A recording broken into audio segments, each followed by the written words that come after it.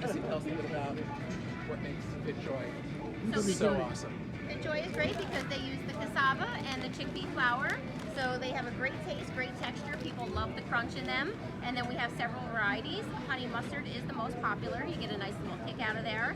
And then we have our sea salt and pink sea salt. So lots of options for people. Great for snacking, great for Super Bowl. Just altogether a great snack.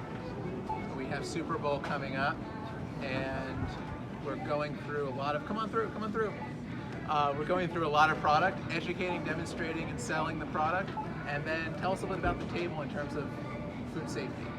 So everything is in containers covered up so nobody can grab or touch anything. We have our tongs and we're doing each sample per customer. So no cross-contamination, no germs getting in any of our samples. We make each cup for each customer. If they want to try multiple ones, we can just give them that. Always have our gloves, hats, aprons on so that we look professional. Yeah, and we're selling a lot of product. So having a great time here, and thanks so much, guys. Give us a like this video if you liked it, and we'll see you guys soon.